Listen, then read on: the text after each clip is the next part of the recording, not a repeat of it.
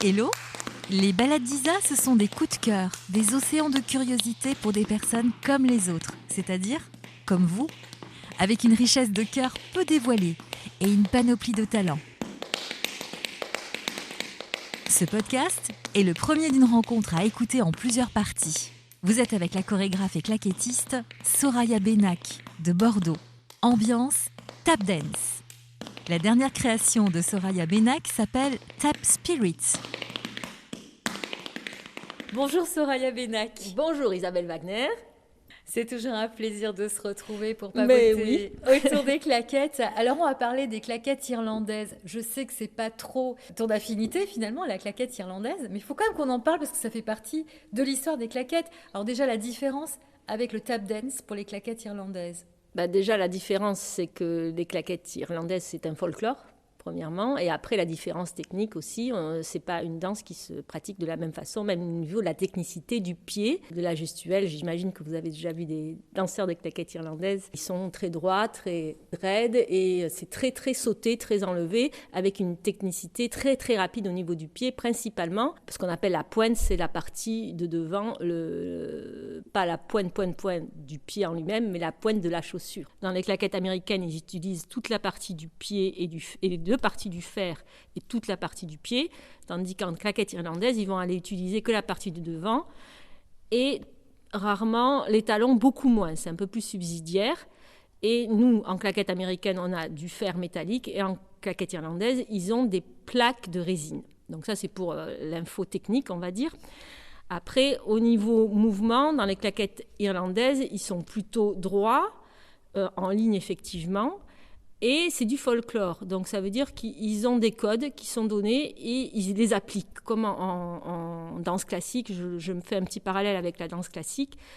Et donc, l'évolution n'a pas été grandiloquente, c'est-à-dire que ça existe depuis tant d'années et des spectacles se sont créés, mais avec les mêmes codes. Il n'y a pas eu d'ouverture, d'exploration, contrairement aux claquettes américaines, où c'est quand même tiré du rhythm and tap, du langage des esclaves, on retient ça, donc c'est déjà entre eux une spontanéité et ça a tendu vers le jazz et donc vers l'improvisation. Donc c'est très important de le dire parce que c'est vraiment pour moi la grosse différence et ce travail musical n'est pas du tout abordé de la même façon. Pour les claquettes irlandaises où c'est des codes du travail répétitif, c'est comme une petite rengaine,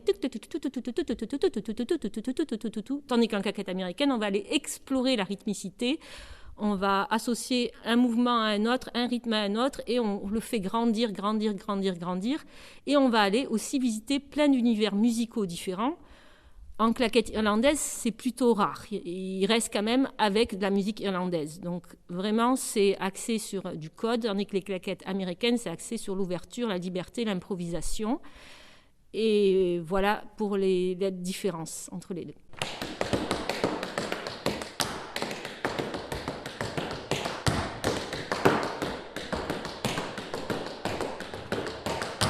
Le but, c'est d'être le plus en ligne possible, d'être dans la perfection du mouvement, d'aller aussi beaucoup dans la rapidité. Les enfants apprennent les claquettes à l'école déjà, enfin tout petit, tout le monde est déjà dans cette culture-là. Oui, c'est une transmission, c'est un folklore, un peu ici comme les danses basques. Je comparais ça avec les danses basques ici qui se pratiquent moins maintenant, mais la claquette irlandaise, c'est identique.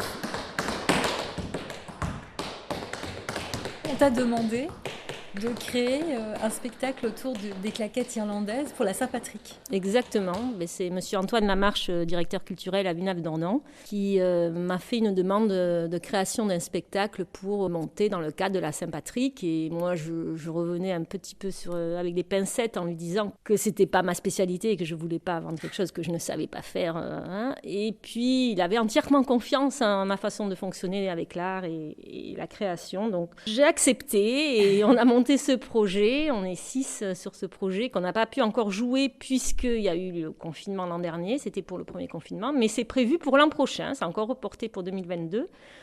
Donc je me suis pris au jeu de découvrir la musique irlandaise parce que je ne cache pas la chose, je ne m'y connaissais pas.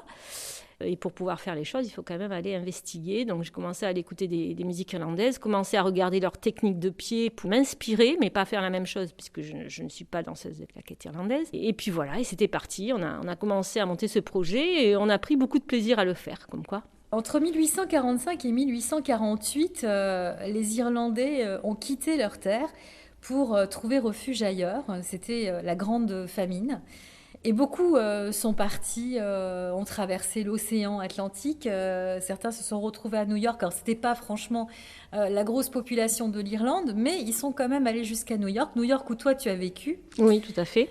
Est-ce qu'il y a des traces de claquettes irlandaises à New York, Soraya? Déjà, le fait qu'il y ait eu cet exode des Irlandais, ils ont apporté leur influence, quoi qu'il en soit, on ne peut pas dire le contraire. Des traces, il y en a qui pratiquent les claquettes irlandaises à New York, effectivement.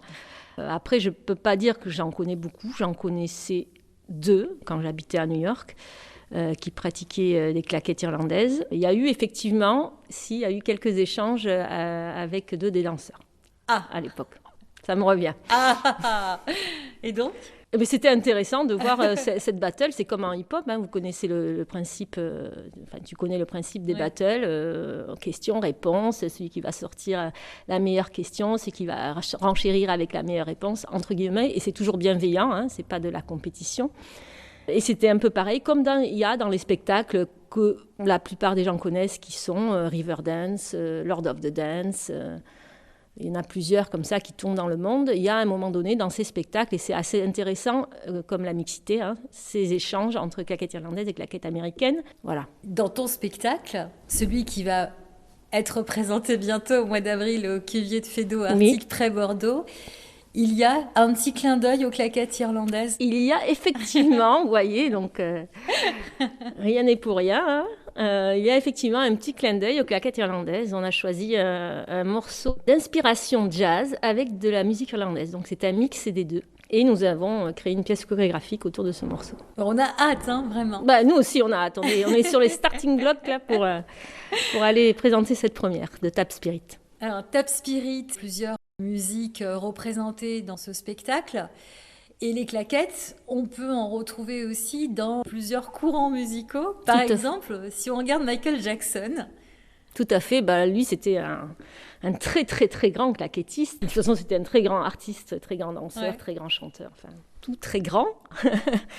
Génialissime. Et effectivement, en tant que claquettiste, il y a une vidéo qui circule avec les Nicholas Brothers qui est juste sublime. Il y avait la dextérité, la classe, la musicalité. Oui, il était encore petit garçon quand il a appris les claquettes. Alors, je ne sais pas à quel âge il a appris, mais en tout cas, la vidéo, je crois qu'il doit avoir 17-18 ans avec Nicholas Brothers. Déjà plus grand. Voilà, il n'est pas petit. Ouais. Et on peut retrouver dans certaines de ces chorégraphies des petits passages comme ça de claquettes. On peut retrouver dans sa gestuelle, on retrouve dans beaucoup de gestuelles d'ailleurs. Dans Thriller par exemple on a un petit peu de... Dans la gestuelle, je dirais plus. Peut-être pas. Et après, de toute façon, comme c'est très, très, très musical et très rythmique ce qu'il fait, forcément, les claquettes, c'est de la rythmicité, c'est de la musique. Donc, forcément, il y a ces inspirations-là qui sont avec. On revient à la forme d'expression de chacun. C'est-à-dire que les claquettes, c'est vraiment le prolongement de la pensée. C'est ça, exactement.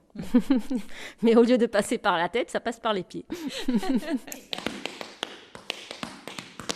C'est pour ça qu'il faut être moins cérébral.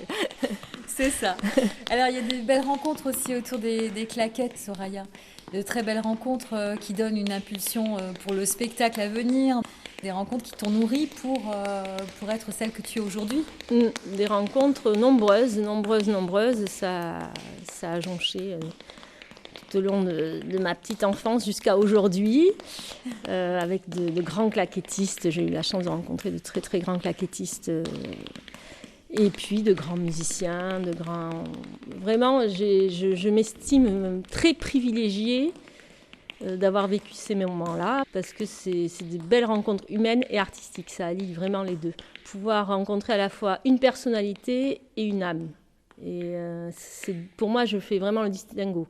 Personnalité va amener sa touche artistique, etc. Et l'âme va apporter ce truc humain qui peut être sublimissime, quoi. Et il y a eu des chanteurs, des danseurs.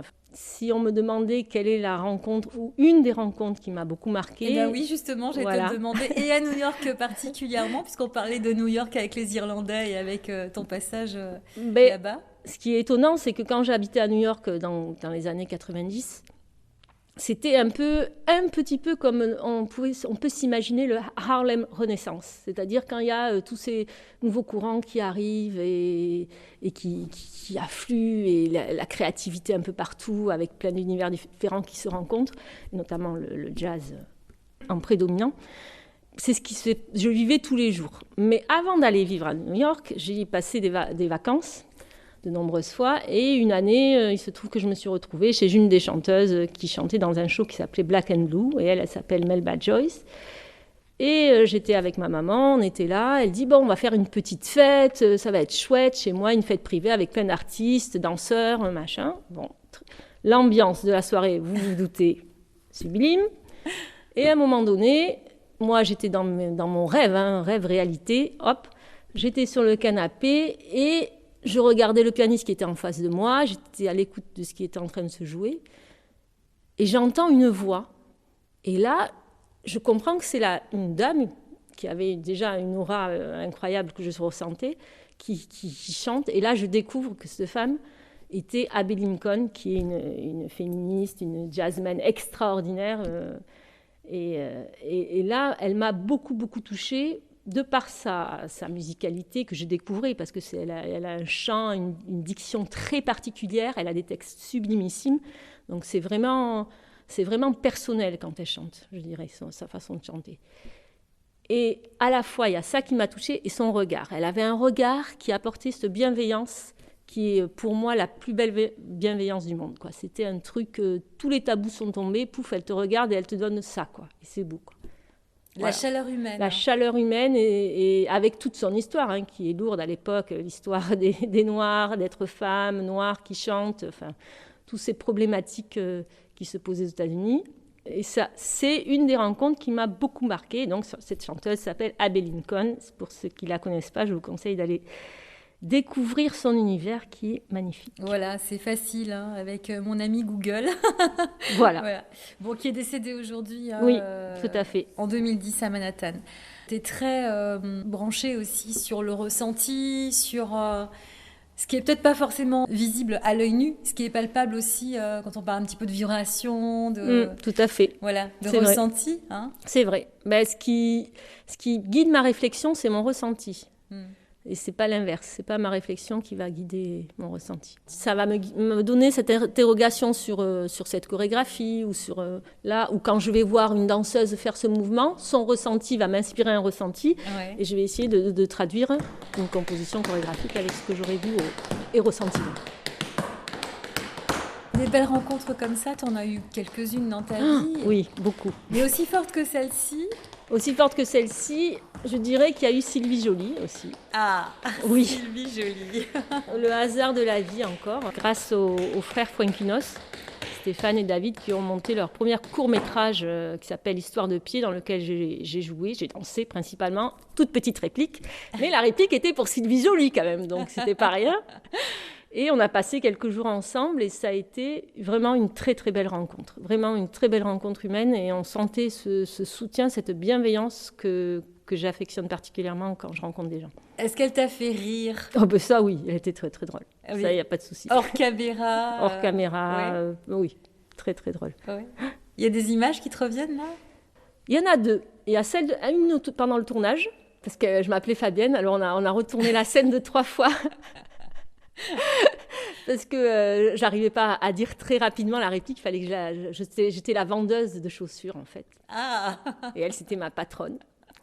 Et donc j'arrivais pas à dire bien la réplique, et du coup elle, au lieu de me stresser, en fait, elle me stressait pas du tout, elle m'accompagnait pour que je la dise bien en fait. Et ça c'était un bon souvenir, parce que c'est pas toujours le cas. Se retrouver face à Sylvie Joly, c'est impressionnant aussi. C'est impressionnant. Moi je suis pas comédienne professionnelle, j'ai pas ce statut-là, donc voilà. Et elle m'a aidée à avoir confiance à ce moment-là, et c'est voilà quoi, chapeau à elle. Merci. Avec le regard, avec des mots aussi. Ouais. Elle m'a donné quelques petits conseils sur le moment, et c'était très C'était très bienveillant et très agréable à ressentir. Du coup, après, ça venait naturellement. Puis, à un autre moment, quand je suis allée la voir, après, elle m'a conviée à aller voir son spectacle. Et à la fin, on est allés manger ensemble. Et c'était un moment où j'étais avec seulement elle et son mari. Et c'est très rare. C'est-à-dire qu'il y avait toujours du monde pendant le tournage, etc. Et là, c'était pour moi un moment privilégié que d'avoir ce petit moment-là avec elle et son mari, de discussion toute simple, finalement, et d'échanges sur sa vie, son parcours. Tu te souviens du resto? Tu te souviens de ce que tu as dégusté dans l'assiette? Non, pas du tout. Pas du tout, parce qu'on a beaucoup parlé de son spectacle que je venais de voir, donc, et du coup, non. Enfin, pour moi, là, du coup, le propos, c'était plus cette discussion. Ouais. Tu lui as fait part de tes réflexions, de ce qui t'avait vraiment fait beaucoup rire sur son spectacle, c'est ça? C'est ça, on a échangé, et voilà, c'était principalement ça. Lors du précédent épisode, tu nous as parlé justement pour toi de l'importance d'avoir des personnes qui te font un débrief après le spectacle, qui ne sont pas forcément du milieu de la danse. Et là, ce que tu es en train de nous dire, c'est que tu as eu aussi cette importance pour Sylvie Joly, qui était dans le monde de l'humour, et toi, tu es de la danse. Vrai. Donc finalement, c'est la même histoire. C'est la même histoire, et je peux faire un petit parallèle, c'est de dire que arrêtons de cloisonner, quoi. C'est surtout ça qu'il faut retenir. Arrêtons de cloisonner. On n'est pas juste danseur, on est un être on sait faire de la danse ou du théâtre, mais on aime l'artistique. Donc l'artistique, c'est tout ça. La créativité. Donc voilà, moi j'ai toujours cette pensée pour une émission que j'avais vue là, de Nagui, où il y a Adjaro qui chantait, le chanteur Adjaro. On le présente plus. Oui. Sublime. Ah oui, lui aussi, je l'ai vu de nombreuses fois en concert. Ouais. Bref. Et Nagui qui lui posait la question, mais Monsieur Adjaro, expliquez-nous. Il parlait très véhément, expliquez-nous, mais quel style vous chantez? Adjaro, je crois qu'il comprenait pas bien la question. Alors, il fait, en fait, moi je chante ce que j'aime chanter. Et en fait, c'est ça. Et faisons ce que nous aimons. C'est vraiment là le truc. Moi, j'aime le théâtre, je vais aller voir des pièces de théâtre. Enfin, on s'en fout que ça soit du théâtre ou autre chose, finalement. Parce qu'il faut mettre les mots sur les choses, bien sûr. Mais après, ça pourrait être autre chose. Après, c'est une histoire d'identification, parce que la planète est faite par des tas d'individus qui n'ont pas forcément la même logique. J'entends bien, mais si on cloisonnait... Dans l'analyse, dans la compréhension. Probablement. Ouais, je pense que c'est ça. Probablement, mais aussi parce qu'on est éduqué par un système qui nous amène à penser comme ça. C'est surtout ça, je pense. Enfin, pour moi, c'est ça le problème. Et on le voit bien à l'école, l'art est quand même assez mineur par rapport aux autres matières, surtout en France, comparativement en Angleterre, où dans les écoles, déjà à 5-6 ans, ils font déjà de la danse dans les écoles, de la musique, etc. C'est compris dans leur façon d'éduquer les jeunes. Et là, en France, c'est quand même, ça reste toujours, on verra, quoi. La preuve, aujourd'hui, la culture, on verra, quoi. C'est vrai. Donc, enfin, je veux dire, on verra. Le problème, c'est, pour moi, le plus gros problème de cette société en général, hein, c'est le cloisonnement. C'est-à-dire qu'on s'interdit des choses, on ne sait pas pourquoi, des fois. Est-ce que c'est pas propre à notre société française, puisqu'on parle de New York, on parle des États-Unis, où la créativité est quand même beaucoup plus vaste? Oui, c'est plus marqué, je suis d'accord Isabelle, c'est plus marqué en France, mais je suis d'accord, c'est plus marqué en France. Alors, est-ce que finalement, on ne serait pas un peuple assez docile? Il faut croire, hein, la preuve. Parce qu'on filme tous, on porte tous les masques. Non, je rigole, c'est une blague. Non, mais parce que les Français, on dit souvent, ce sont des rebelles, ce sont des râleurs. Mais finalement, ils sont assez dociles. Je pense que le Français, alors j'espère que je ne vais pas me faire taper ses doigts, mais aime bien son petit confort. Et aller vers autre chose, ça nous enlève ce confort. Puisque ça nous fait ouvrir des portes vers autre chose, et des fois ça nous amène des peurs parce qu'on ne sait pas vers où on va, etc. C'est plus ça la question. Après, moi je veux bien revenir sur la notion de l'école, parce que tu parles du milieu scolaire où les enfants ne sont pas forcément appelés à s'exprimer et à faire du bruit quand ils sont en classe, contrairement en Suède où quand on a une école qui fait du bruit, on sait que les enfants vont bien. Chez nous, c'est plutôt l'inverse. Il ne faut pas faire de bruit, il faut rester plutôt sage, etc. Est-ce que ça, finalement, ça c'est pas déjà le début du cloisonnement? Probablement. Probablement. Et puis, on ne donne pas trop confiance en soi quand on ne développe pas le développement personnel. Mais ils ont une idée. Je dirais plus, je mettrais juste un petit bémol. C'est-à-dire qu'ils ont une idée de la chose, qui est une idée.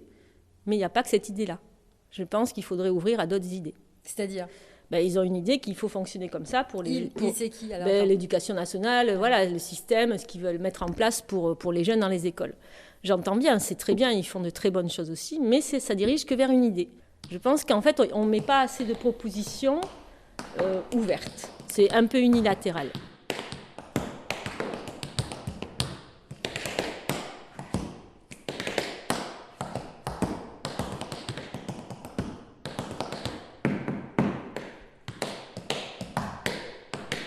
Et toi, quand tu étais petite fille... Oui, quand j'étais petite fille. Tu étais quel genre d'élève? Oh, j'étais sage, j'étais première de la... Oui. Alors, j'étais bavarde, ça, j'ai toujours été. Mais j'étais quand même plutôt dans les premières de la classe. J'étais très studieuse, j'aimais l'école. Alors, je tiens à le dire, oui, j'aimais beaucoup l'école. Alors, c'est marrant parce que avec ce que j'ai dit avant, mais parce que j'ai toujours aimé apprendre, en fait. Donc... mais parce que je faisais de la danse à côté et que je faisais 10 heures de sport par semaine. Enfin voilà, je n'avais pas que l'école dans ma vie. Donc je pense que je trouvais un parfait équilibre entre l'intellect et l'artistique et le sport. Ça fait beaucoup, 10 heures de sport? Ah oui, j'en faisais beaucoup. Je faisais de l'athlétisme en compétition et du basket et plus donc les claquettes et de la danse jazz. Donc vous voyez, mes semaines étaient bien remplies. En compétition? Oui, parce que finalement, je ne me suis jamais posé la question de savoir si j'allais faire de la danse, parce qu'au début, je croyais que j'allais faire de l'athlétisme. Je vais être championne d'athlétisme, entre guillemets. Et puis, la vie a fait qu'en seconde, j'ai changé d'avis. Mais jusqu'à ma seconde, j'étais presque partie pour une carrière d'athlète. Et qu'est-ce qui t'a fait changer d'avis ou qui t'a fait changer d'avis? Je sais pas. Quand on arrive en seconde, on a un peu l'esprit un peu chamboulé par l'âge, par la transformation de notre corps, on ne sait pas trop ce qu'on veut faire. J'avoue que j'ai pas vraiment la réponse aujourd'hui. Peut-être parce que ça allait me demander de quitter Bordeaux. Je sais plus, il y avait une histoire qu'il fallait que j'aille en sport-études. Et je crois que j'étais un peu casanière à l'époque. C'est rigolo de dire ça parce que j'étais... après, quand on voit tout ce que j'ai fait, mais... Oui, c'est marrant. C'est très drôle, ouais. En fait, j'étais jeune, vieille, et maintenant je suis vieille jeune, quoi.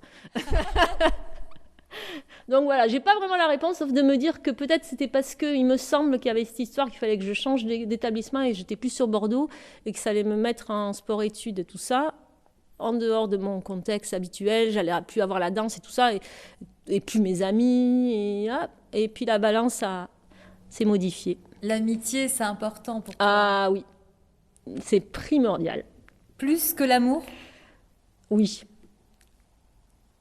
Je trouve que l'amitié, comment dire, l'amitié dure toujours si elle est réelle. Voilà.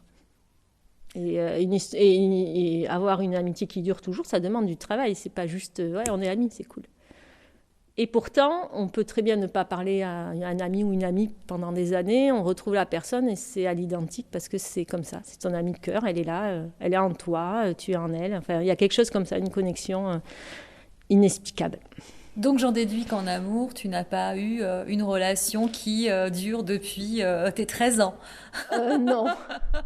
Mais il y a peu de gens à qui ça arrive. Alors dans la compagnie, alors elle va rigoler quand elle va entendre ça, il y a une danseuse qui est avec son chéri depuis qu'elle a 16 ans. Ah 16-17 oui. ans, oui. Et elle a 47. Et là?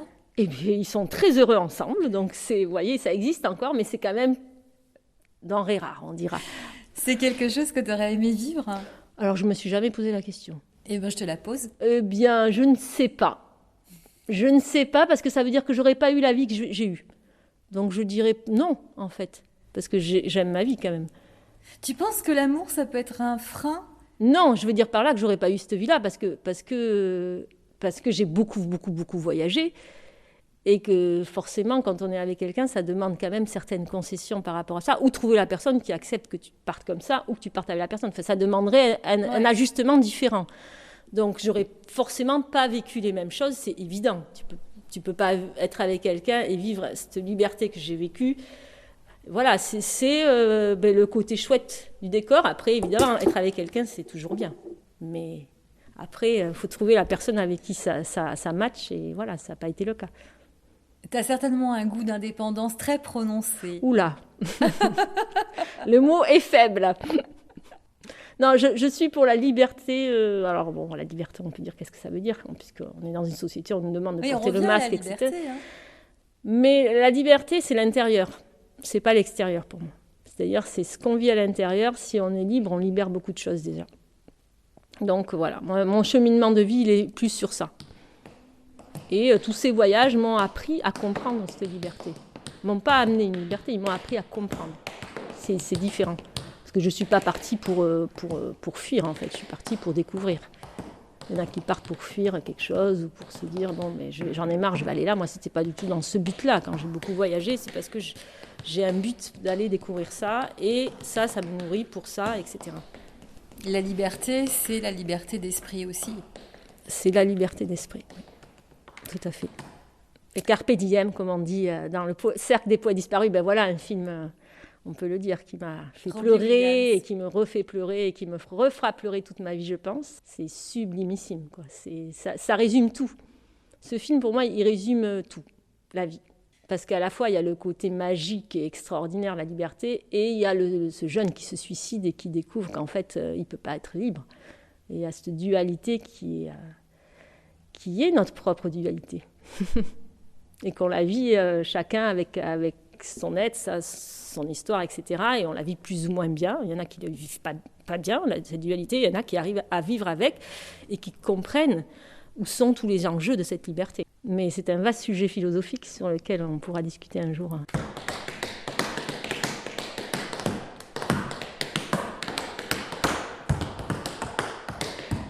Merci Soraya Bébé. Avec plaisir, un grand plaisir, comme d'habitude. Les balades d'Isa. Vous aimez ?